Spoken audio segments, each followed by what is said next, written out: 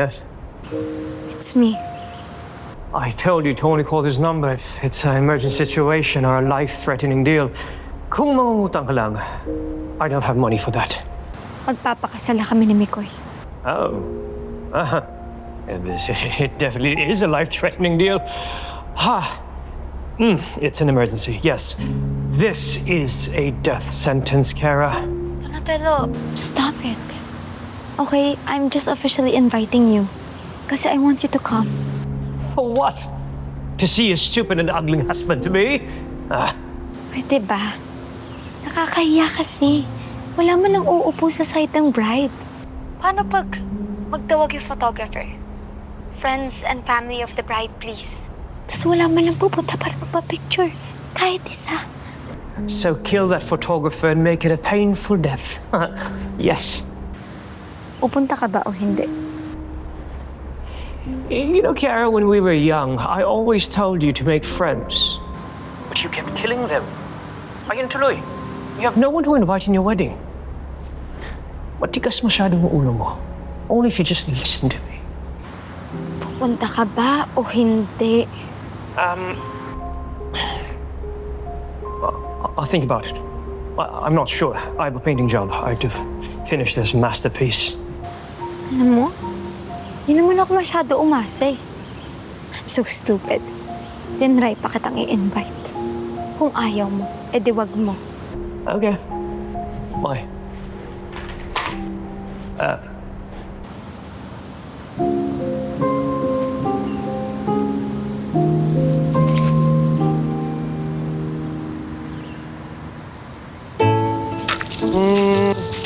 Pag-isipan ko.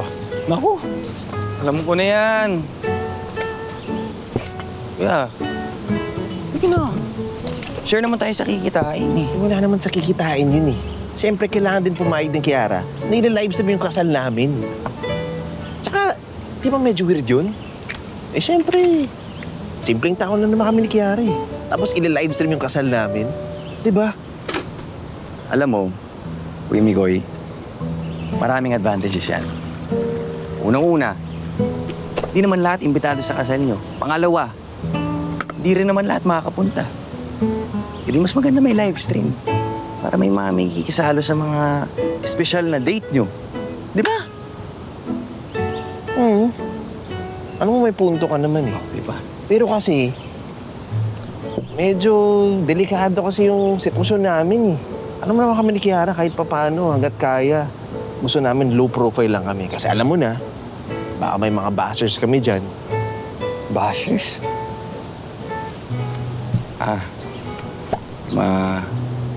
Magalit sa Valtrovi. Kuya, isang Google lang, alam nila agad na si Kiara ay anak ni Mr. and Mrs. Valtrovi. Ngayon ay nakakulong dahil nga daw sila ay sindikato.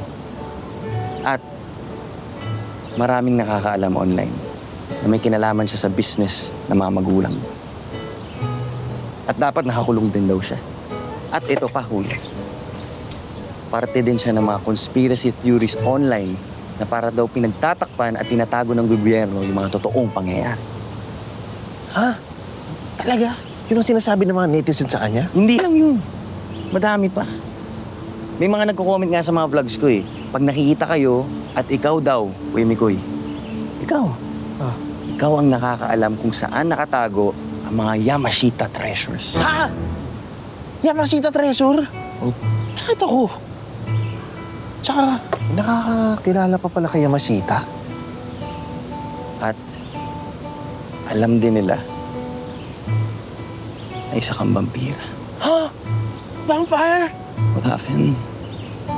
Parang okay na yan sila ha. Una, Yamashita's Treasure. Ngayon naman, vampire? Parang di naman yan right. Alam mo, i-delete mo na ang lahat ng comment ng mga basher na yan. Puro sila fake news eh. Kuya Mikoy, sa panahon ngayon, wala nang peke sa totoo. Oo nga eh. Engagement is the key. Engagement ang magmo-monetize. May pera dyan. May pera dyan sa engagement. Pwede kang magkunwari na pulubi ka para mag-social experiment. Pwede ka mag-prank. Pwede ka maging kahit sino gusto mo. pwede mong gawin lahat ng gusto mo para sa engagements. Kasi nga, engagement is the new oil. Kayo ni Ate Kiara, you two are sitting on vast oil reserves. Daig niyo pa yung Middle East eh. Wala lang kayong social media presence. Wala kang social media manager. Ha? Mimi ko, pinag-uusapan na kayo, bulong-bulungan na kayo ng mga tao. And I must say this, ito na yung tamang panahon na makilala kayo ng tao online. That's why I want to officially launch your love team sa araw ng kasal niyo. Diba? Napapangiti ka dyan. Ano? Pahid ka na. Alam mo, Oh, tignan natin kung mapapayag mo muna si Ate Kiara mo. Okay? Tignan natin. natin. Uy naman eh. Oh. With your undying love and support, I think, papapayag natin si Ate Kiara. Sige, tignan natin. Oh, cheers, cheers. Sige.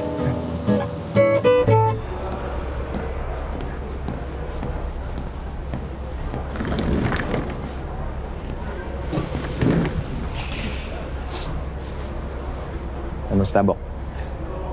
Kamusta yung usapang Alex at Mikoy? Okay naman. I told him na okay na sa akin na maging maid of honor ni Kiara.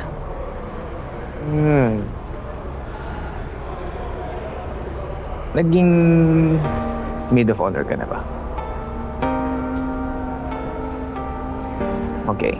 Kasi ganito yan, Bok. That is a very serious responsibility, especially for the bride. Kasi tutulungan mo si Kiara sa bawat desisyon na mangyayari sa kanya papunta sa kasal niya. Sasamahan mo siya sa mga fitting, sa mga tastings, ng food, ng cake. Tapos, kailangan din na pagdating sa araw at sa oras mismo ng kasal niya, kailangan mo rin magsalita, mag-alay ng speech para sa kanya, sa kasal niya. And kailangan ikaw ang number one na witness para sa pagpirma ng marriage certificate. And ultimately, ikaw yung alay. Ikaw yung alay na hindi ka pwedeng mas maganda sa bride para lumutang yung ganda niya. Bok, Kiara is not that insecure. Wala kinakatakutan yun. She's confident enough para makipagsabayan sa pagandahan. Hindi perfect. Perfect! Ikaw ang perfect na maid of honor para kay Kiara. Kasi hindi man kayo super close, hindi man kayo yung klase ng friendship na perfect sa traditional sense ng word na yon. Pero sa sinasabi mo na yan, sobrang kilala mo na siya. And I think, tama rin yung SWOT analysis ni Carlota ni Kokoy. Maybe this is the opportunity para mas mapalapit ako kay Kiara. Para mas mabantayan ko siya. Tsaka para makasigurado din na hindi na siya babalik sa dati niya nakagawian. Are you okay? Or mas accurate na itanong ko sa'yo, magiging okay ka ba?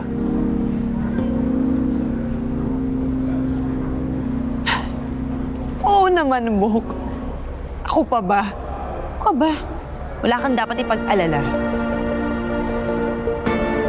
Good to hear.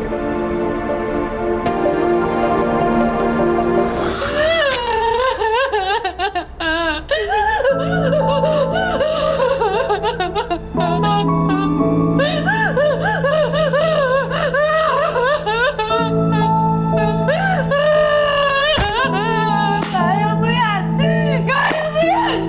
Kaya mo yan! Ginusto mo yan eh! Tanga-tanga mo!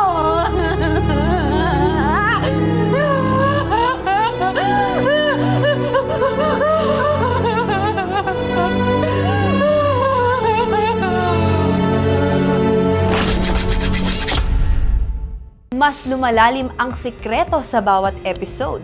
Kaya pa ba? Kung kaya, mag-click next video na at mag-subscribe sa TV5 YouTube channel.